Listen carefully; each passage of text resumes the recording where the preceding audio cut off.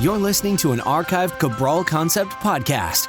After listening to this show, check out the most up-to-date podcasts available at stephencabral.com/podcasts or search directly on iTunes. And now, welcome to the Cabral Concept, where board-certified naturopath and integrative health practitioner Dr. Stephen Cabral shares how he was diagnosed at the age of 17 with a life-altering illness and given no hope for recovery. It was only after studying and traveling all over the world did he discover how to combine ancient Ayurvedic healing practices with state-of-the-art naturopathic and functional medicine to fully rebalance the body and re-energize it with life. It's time to discover how to get well, lose weight, and finally feel alive again. And now, here's your host, Dr. Stephen Cabral. Thanks for joining me here today on part 2 of our weekend host calls. We got to answer a bunch of questions yesterday. I think we actually got to 10 questions, which was great to be able to move through that many. I know we're still working through the last couple months of questions coming in from the community. Some really great ones yesterday, a couple ones that I did see previously. So we simply referred back to stephencabral.com/podcast. That is our overall show notes page. And if you're new to the Cabral Concept, at any time, you're welcome to head on over to that page, use the search bar and type in anything that you would like. Again, if it's just Candida, well, then you'll get a lot of posts on Candida. But if you want to say Candida protocol in quotations, or you want to write in SIBO in quotations, or rheumatoid in quotations, or Hashimoto's, you'll be able to find all the different podcasts we've done. We've done 981 podcasts now. So a lot of information out there. Honestly, it feels like just yesterday I was doing the podcast. I can remember those first 2-3 podcasts that I recorded just in my office and totally new to it. And it was not that long ago. It was less than 3 years ago. Now we have just such an amazing community and really obviously grateful for you tuning in and very happy to be able to give back and try to answer as many questions as I can. So all these questions, of course, are on wellness, weight loss, anti-aging, everything in between, as we always say. And a lot of it, too, is now I'm trying to help other practitioners make sure they're able to help their patients or wellness clients to the best of their ability. So the first question is coming in from Lisa. Lisa is writing in, I have a new challenging situation. I gave up coffee approximately 1 year ago and started drinking hot herbal green tea. Some caffeinated, some not. I also drink a lot of lemon water. I drink a lot of hot drinks because my hands are cold. But a month ago, I started having frequent urination, feeling in my bladder. Pressure, but hard to urinate. No bladder infection that I'm aware of. I have eliminated hot tea and reduced the lemon water, but there is still there and very uncomfortable. It appears to show up later in the day as it is not there when I first awake. Any ideas? Okay. Thank you for the question. I don't see how one is connected with the other. I might be missing something, and of course I am. You're welcome to write in at cabralsupportgroup.com, where you can get your questions answered Monday through Friday daily without having to wait for me to answer them on the weekend house calls. So I don't see the correlation between green tea, since you've been drinking it for a year, and then a month ago you started getting frequent urination or feelings of frequent urination. So in my opinion, you got exposed to or had an overgrowth or some type of intestinal-based permeability issue with E. coli, or at least some type of E. coli-based overgrowth, which again, this is a bacteria that we have in our gut, in our intestines, but it can't overgrow. What we do is we run a stool test. The stool test will tell you if you have E. coli overgrowth. That E. coli overgrowth can actually get into the bladder. And when it does, will we get urinary tract infections or potentially a functional level of it, meaning a lower level of it, where you don't have a true bacterial-based infection, but you feel uncomfortable. We have an amazing healthy urinary tract protocol. I've spoken about that previously. You can simply go to stephencabral.com/podcast and type in urinary tract or UTI. You'll see that the protocol involves, this is very, very specific, okay? It's not just go out and grab some D-mannose. It doesn't work that way. Ours works incredibly well. It works within 24 to 72 hours maximum. You use it for one extra day, and then you're done. And that includes the D-mannose. It includes the citracidal drops. It includes ascorbic acid, not regular vitamin C, but ascorbic acid because you need to acidify the urine. I've already gone through this before, so I'm not going to tell you why all of it works because I have explained that. And I want to make sure we get to all the questions today. And then you'll use apple cider vinegar as well. You use that every 3 hours until the urinary tract infection is gone, and then you use it for one additional day. Works incredibly well. To see if it's bacterial based, you can also get urine test strips. They're called 10-point urine test strips. And you can also check for leukocytes, and that could be a sign of a urinary tract infection as well.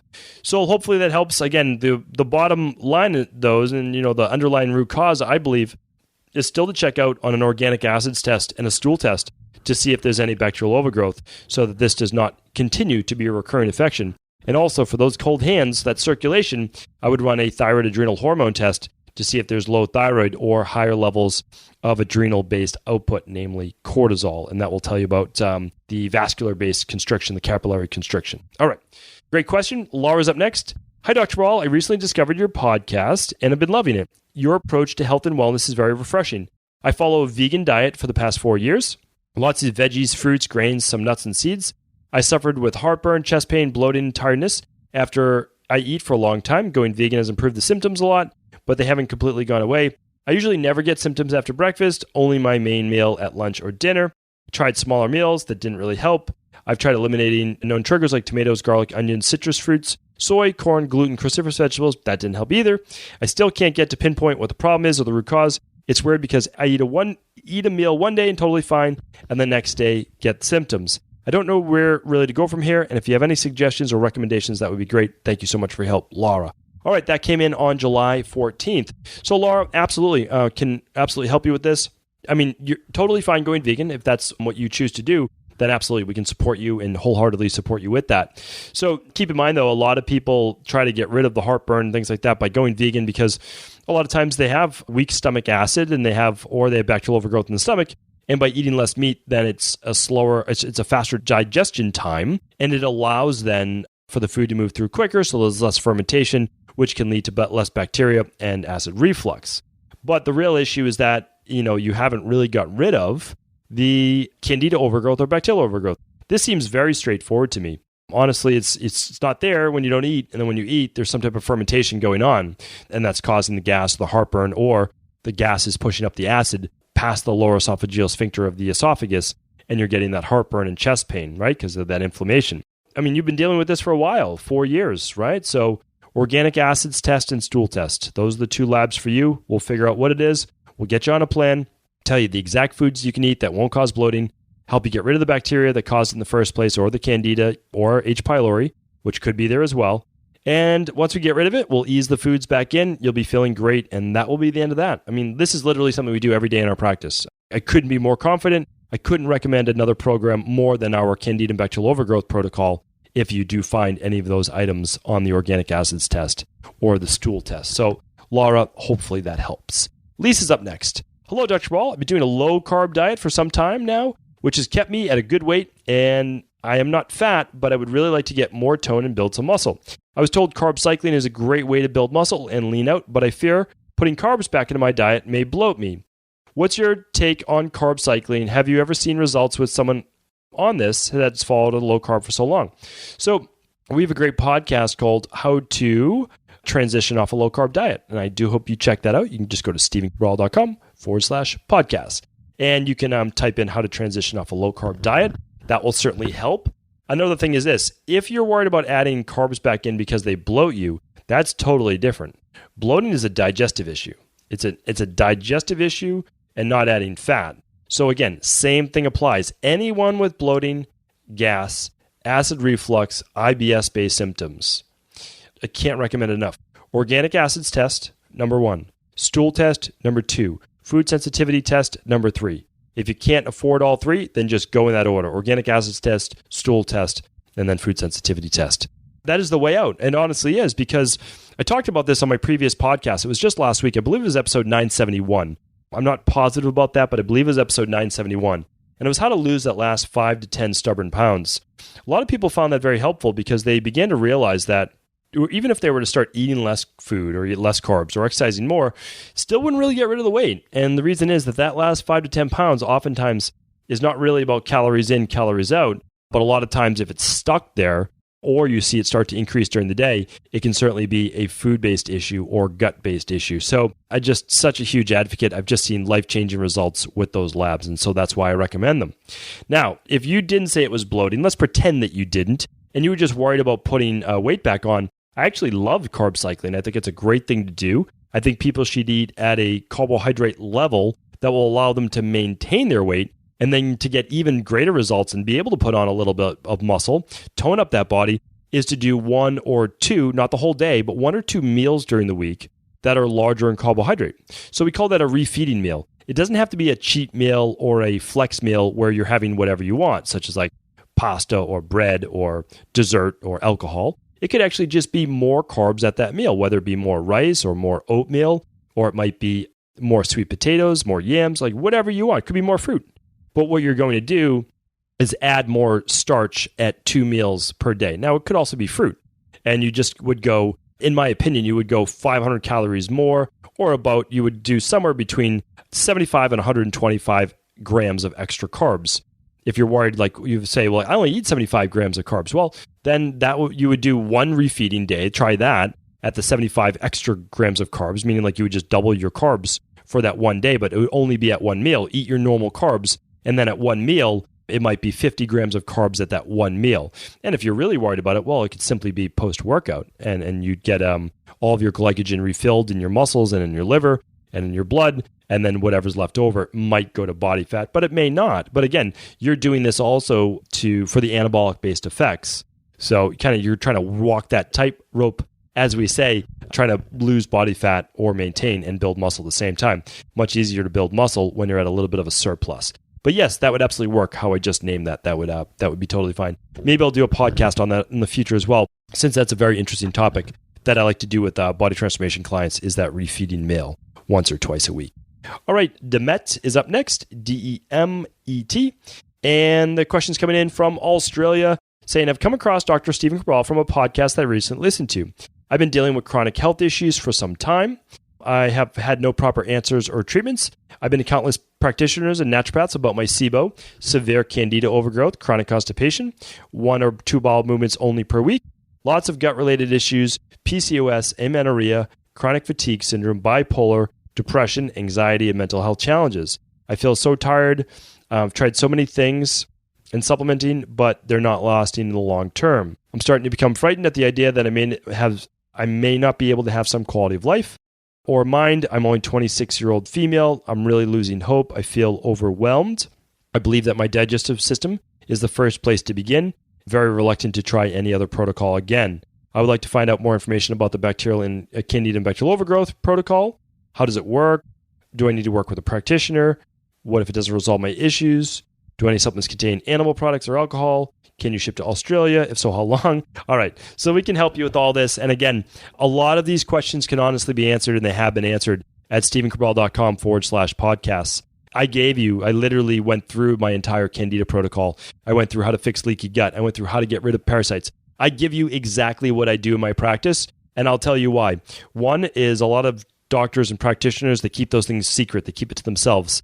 I literally went all around the world to discover the best methodologies, the best herbs, the best formulas, the best titration into a program. Meaning like, this is what you do week 1, this is what you do month 1, this is what you do month 2, this is what you do month 3. Our Candida and bacterial overgrowth is literally, it's the very best in the world. To my knowledge, we're the only one that guarantees that. I don't know that anyone else does that. And the reason is just because we know it works. We work in a clinical practice. I see that it works. But what I would say to you, though, Demet, is this is really important. I actually wouldn't, I'm telling you right now, I'm actually saying don't do the Candida and bacterial overgrowth protocol. I want you to get answers. You've suffered long enough. You have a lot of issues going on. You have PCOS. You don't get your menstrual cycle anymore. You have chronic fatigue. You have bipolar. You have anxiety. There's a lot going on. So someone in your case, I can't recommend enough for what's called the Dr. Cabral Big Five. When you have so much going on and you've already been to so many doctors and you've tried so many supplement protocols, no more guesswork.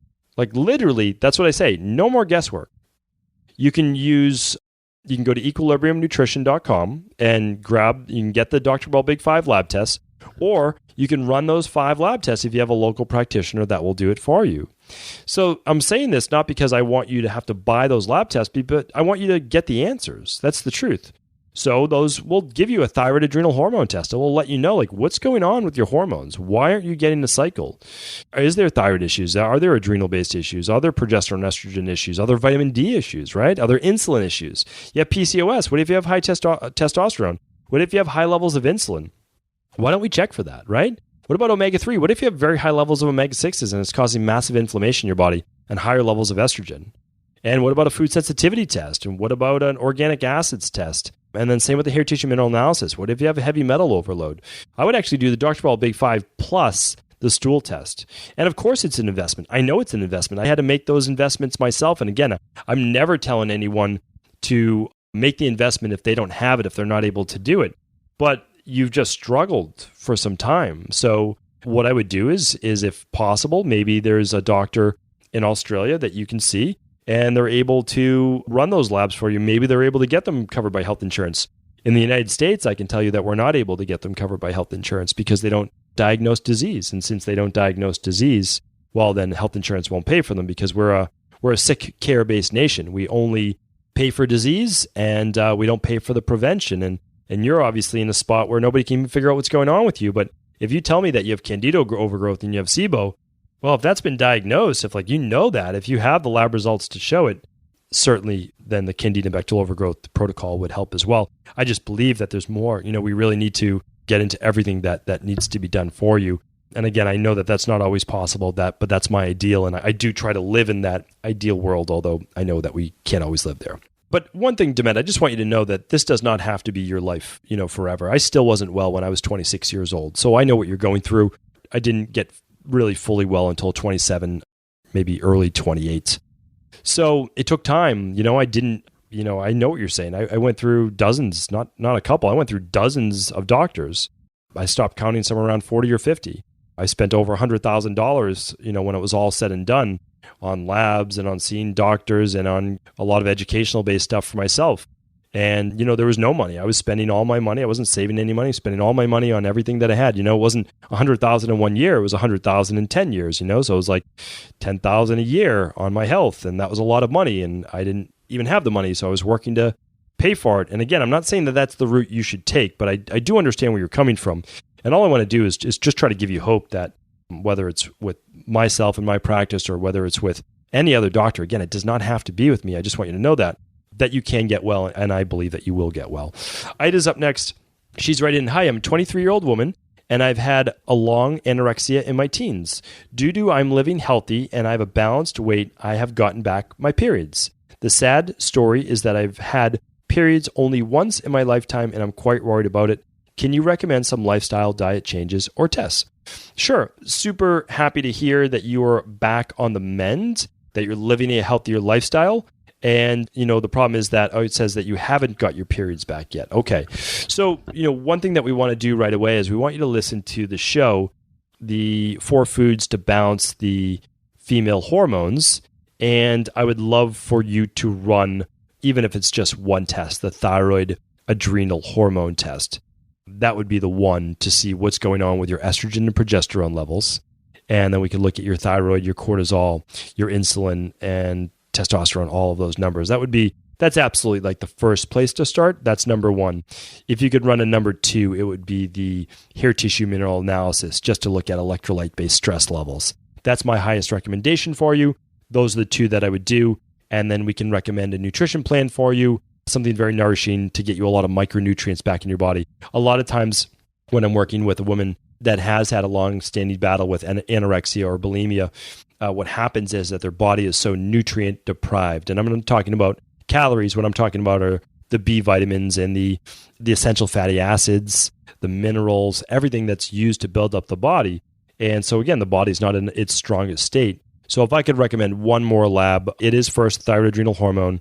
Number 2 is the hair tissue mineral analysis. And number 3 would be the organic acid test, just to assess your vitamin levels. So that's my highest recommendation for you. And I do hope that obviously you're happy ending to that story as well. Lisa's up next. Lisa's asking, "I'm writing on behalf of a friend that has Huntington's disease, a hereditary neurodegenerative disorder that is characterized by progressive worsening of motor, cognitive, behavioral, and psychiatric symptoms. He is stage 1, confirmed with genetic testing. He is 55, overall healthy lifestyle, no smoking, no drinking, diet is standard American diet, no regular exercise. I believe he's open to specific supplementation if it came from a credible doctor such as yourself or research studies, but I haven't found anything. Is there anything other than nutritional daily support and daily fruit and vegetable blend that would help him? Would you recommend any tests? Whatever you say, I will share with the family or have them listen to the podcast. Thank you, Dr. Cabral, Lisa." So sure, there's a lot we can look at and do for Huntington's disease. So what we're looking for, again, always keep in mind, since when there isn't an answer in conventional medicine, The reason why there can be one in natural medicine is because we're not trying to treat the disease itself. And you have to keep in mind the disease are the symptoms. Even if it's neurodegenerative, I completely understand what you're saying. But then we want to look at, well, what's causing the neurodegeneration? And you can't just say it's genetic. I will not allow people to say that. I will say, I agree with you. You have a genetic predisposition to Huntington's. Okay, I agree with that. I believe you. I have a genetic predisposition to rheumatoid arthritis, to all sorts of inflammatory-based issues. I have to autoimmune-based issues. I have one to lower HDL and higher cholesterol. I have a lot of genetic predispositions. And I have to work to make sure that they don't come out because they'd be very happy to express themselves. I talk about it all the time. My thumb joint, it doesn't bother me and never has in many, many years. But if I start to, sway in one direction or I'm not doing what I'm supposed to or this, and the other thing, I'll get a twinge. It'll let me know that it's there. And that's just saying, listen, you need to get back into that healthy lifestyle. But keep in mind, then it's gone. So I always ask, is this, your friend has these genetic predispositions, like all of us do. Some more predisposed to cancer than others, but not everyone's going to get cancer. People with a specific allele, more prone to getting Alzheimer's, but only a fraction of those people will ever get Alzheimer's, even they're genetically predisposed. So what I would say is this, I don't know right now what's going on with your friend besides the disease he's been named or given. What else is going on for symptoms? What are the real things? How's the digestion? How's the sleep?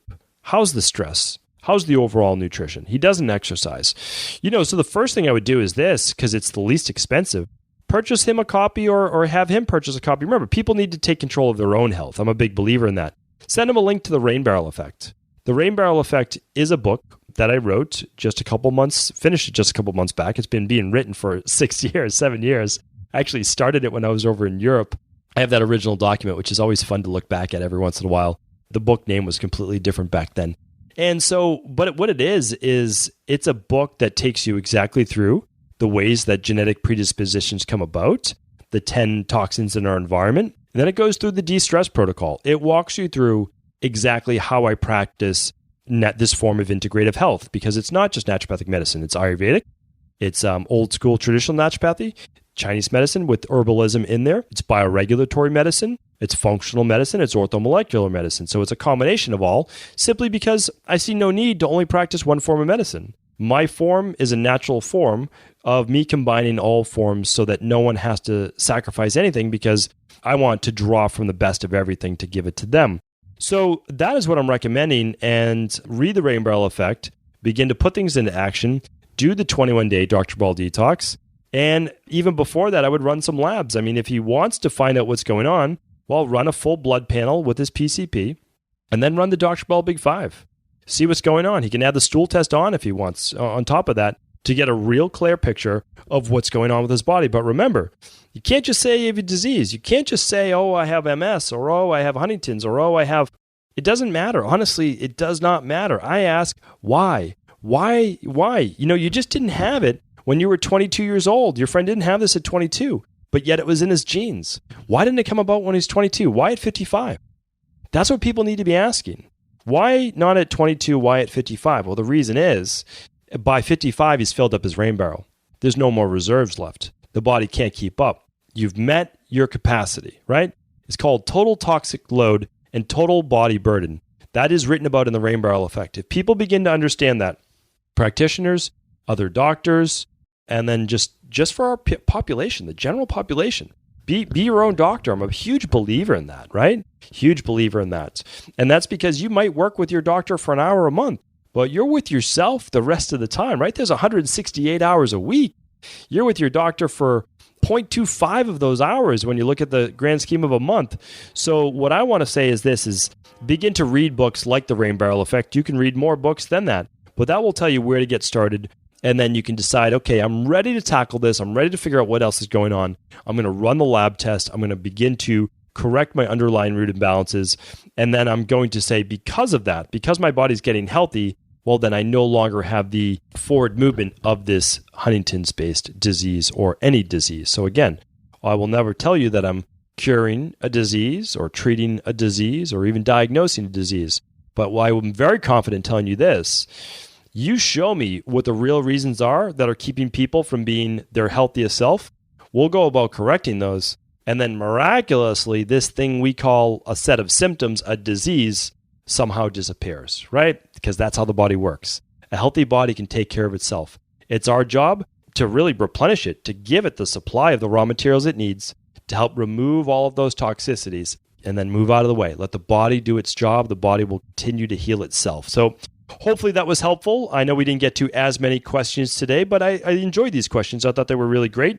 And hopefully I was able to give some insights, not just for these particular people, but maybe things that you could draw from into your own life or pass on to others. Thank you so much for tuning into our weekend Cabral House Calls. Appreciate each and every one of your listens. And be sure to stay tuned tomorrow for our Motivation and Mindset Monday. Take care, everyone. Ever wonder what the best sauna, blue blockers, sleep trackers, wake lights, salt lamps, or other health gadgets are? Or what about the top non-toxic mattresses, sheets, soaps, bath products, toothpaste, and cookware? Or would you like to know the cleanest choices for hemp parts, meal delivery services, supplements, and much more? I personally curated, researched, and now created a resource page of all of my top picks that continues to grow each week. These are the exact products I use in my own life, with my family, in my private practice, and they're the ones I trust. To find out all of my up-to-date recommendations and all the details, simply head on over to stephencabral.com/resources.